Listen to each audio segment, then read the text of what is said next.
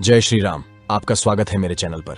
किसी दूसरे देश में जाकर जासूसी कोई ऐसी बात नहीं जो चौंका सके, लेकिन जासूसी के लिए किसी दूसरे देश की सेना में शामिल हो जाना वाकई दंग करने वाला है। रविंद्र कौशिक ने इसे मुमकिन बनाया था, जो अपने आप में इस बात का गवाह है कि वह किस आलातरीन दर्जे के जासूस थे। रविंद्र कौशिक का जन्म 11 अप्रैल 1952 को राजस्थान के सरहदी जिले श्रीगंगानगर में हुआ था।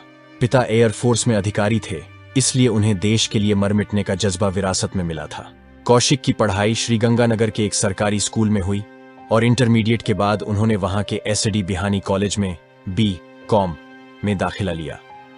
रविंद्र कौशिक को अभिनय और मिमिक्री का बहुत शौक था। 21 साल की उम्र में लखनऊ में नेशनल थिएट्रिकल फेस्टिवल में भी हिस्सा लिया। उनका भारतीय खुफिया agency raw research and analysis wing में जाना भी एक संयोग था। कॉलेज में ही किसी नाटक में उनके अभिनय पर रॉ के अधिकारी की नजर पड़ी।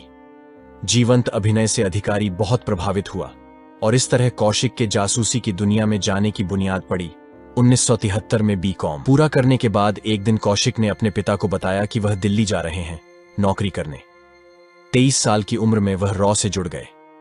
दिल्ली आने के बाद रॉ के साथ उनकी 2 साल की कड़ी ट्रेनिंग हुई।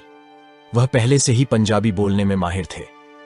ट्रेनिंग के दौरान उन्हें उर्दू सिखाई गई, मुस्लिम रीति रिवाज सिखाए गए, पाकिस्तान का इतिहास भूगोल दिल दिमाग में बसाया गया। वह सब कुछ सिखाया गया जिससे वह पाकिस्तान में पाकिस्तानी बनकर रह सके। कौशिक नई चीजों को बहुत तेजी से सीखते समझते थे। ट्रेनिंग के दौरान जल्द ही उन्होंने पाकिस्तान के बारे में किसी औसत पाकिस्तानी से बेहतर समझ पैदा कर ली। शुरुआत में उन्हें कुछ समय के लिए दुबई और अबू धाबी भेजा गया। 1975 में रॉ ने रविंद्र कौशिक के सभी आधिकारिक इंडियन रिकॉर्ड्स को नष्ट कर दिया। कौशिक को नया नाम और पहचान दी गई नबी अहमद शाकिर और उसे पाकिस्तानी नागरिकता दी गई, पता इस्लामाबाद। यहां तक कि उनका खतना भी करवाया गया। नए नाम और पहचान के साथ उन्हें पाकिस्तान भेज दिया गया। पाकिस्तान पहुंचकर रविंद्र कौशिक उर्फ नबी अहमद शाकिर ने कराची यूनिवर्सिटी से बाकायदे LLB की पढ़ाई पूरी की। पाकिस्तान खासकर सेना के भीतर की गोपनीय और संवेदनशील सूचनाओं के लिए अगर सेना में ही भर्ती हो जाया जाए तो काम बहुत आसान हो जाएगा। यह सोचकर कौशिक ने पाकिस्तानी सेना में भर्ती होने का रास्ता चुना। लॉ की पढ़ाई के बाद उन्होंने पाकिस्तानी सेना में धमाकेदार एंट्री ली। मिलिट्री अकाउंट्स डिपार्टमेंट में बतौर कमीशन्ड अधिकारी मेजर रैंक तक पहुंचे। पाकिस्तानी सेना में रहते हुए रविंद्र कौशिक को वहां अमानत नाम की एक लड़की से प्यार हो गया। अमानत के पिता आर्मी की एक यूनिट में दर्जी का काम करते थे। दोनों ने शादी भी कर ली। कौशिक के पकड़े जाने से पहले तक अमानत कभी यह नहीं जान पाई थी कि उसका हमसफर नबी अहमद शाकिर नहीं, रविंद्र कौशिक है। पाकिस्तानी सेना में रहते हुए रविंद्र कौशिक ने ऐसी बहुत सारी गोपनीय और संवेदनशील जानकारियां भेजीं जिससे भारत को बहुत मदद मिली। वो वक्त था जब दोनों देशों के बीच तनाव चरम पर था। 1971 की जंग हो चुकी थी। इतिहास में अपनी करारी शिकस्त दर्ज कराने और भूगोल में पूर्वी पाकिस्तान को हमेशा हमेशा के लिए खो देने के बाद पाकिस्तान अपमान और बदले की आग में जल रहा था। भारत में अस्थिरता फैलाने का कुचक्र रच रहा था।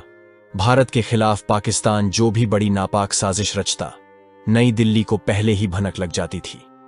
इंडियन डिफेंस सर्कल में कौशिक द ब्लैक टाइगर के नाम से मशहूर हो गए। उन्हें यह नाम खुद तत्कालीन प्रधानमंत्री इंदिरा गांधी ने दिया था। कौशिक ने असली पहचान छिपाकर पाकिस्तान में पढ़ाई पूरी की और वहां की सेना में भर्ती हुए। उन्होंने अंदर की एक से बढ़कर एक खुफिया जानकारियां भारत भेजी, लेकिन कभी भी किसी को उन पर शक नहीं हुआ। उन्होंने अपने काम के दौरान 20,000 से ज्यादा भारतीय सैनिकों की जान बचाई थी। 1983 में उनका राज खुला, लेकिन उनकी गलती नहीं थी। दरअसल रॉ ने एक और जासूस इनायत मसीह को कौशिक से संपर्क में रखने के लिए भेजा था। मसीह पाकिस्तानी खुफिया अधिकारियों के हाथों चढ़ गया था और पूछताछ में उसका खुलासा हो गया। उसने मेजर नबी अहमद शाकिर का राज भी खोल दिया। पाकिस्तानी अधिकारियों ने मसीह से कहा कि वह रविंद्र कौशिक से एक पार्क में मिलने को बोले। जब मसीह ने बुलाया तो कौशिक उस पार्क में पहुंचे और उन्हें जासूसी के आरोपों में गिरफ्तार कर लिया गया। उस समय कौशिक की उम्र 29 साल थी।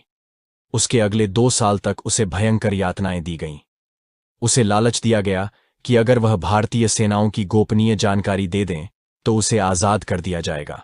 कौशिक यातना सहते रहे पर अपना मुंह नहीं खोला। 1985 में उन्हें मौत की सजा सुनाई गई, जिसे बाद में उम्र कैद में बदल दिया गया। रविंद्र कौशिक को कभी सियालकोट तो कभी कोट लखपत तो कभी मियांवाली जेल में रखा गया। वहां उन्हें टॉर्चर किया जाता था। पर्याप्त खाना तक नहीं दिया जाता था। उन्हें टीबी ने जकड़ लिया। नवंबर 2001 में उनकी टीबी और दिल का दौरा पड़ने से मौत हो गई। उनका शव भी भारत नहीं आ सका। मुल्तान की सेंट्रल जेल में दफना दिया गया। बेटे की मौत के कुछ महीने बाद ही उनके पिता की भी हार्ट अटैक से मौत हो गई। पाकिस्तान की जेल में रहते हुए वो अपने परिवार को खत लिखते रहते थे। गिरफ्तारी के बाद भारत सरकार ने उन्हें त्याग दिया था। उससे वो बहुत दुखी थे। एक खत में उनका दर्द छलका था। क्या भारत जैसे बड़े देश के लिए कुर्बानी देने वालों को यही मिलता है? रविंद्र कौशिक की पाकिस्तान की जेल से रिहाई के लिए परिवार ने 1987 से लेकर कौशिक की मौत तक कई बार सरकार से गुहार लगाई। हर बार यही जवाब मिलता, पाकिस्तान के सामने इस मामले को उठाया गया है। परिवार ने भारत सरकार पर आरोप लगाया कि उसने कभी भी कौशिक को जेल से छुड़वाने की कोशिश नहीं की, बिना किसी मानवीयता के।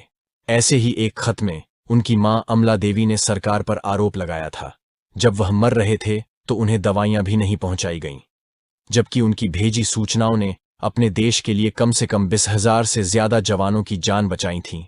उनके परिवार को सरकार से हर महीने महज 500 रुपए की मदद मिलती थी, जो बाद में 2,000 रुपए हो गए। 2006 में कौशिक की मां अमला देवी की मौत के बाद वह मदद भी बंद कर दी गई।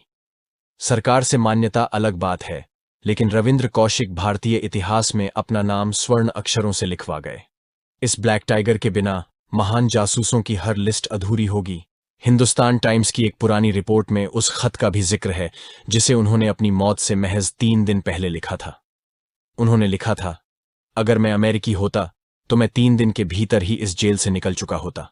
उनकी पत्नी और बेटे का क्या हुआ, इसकी कोई जानकारी नहीं है। अगर आपको वीडियो पसंद आया तो लाइक और शेयर करें और मेरे चैनल को सब्सक्राइब करें।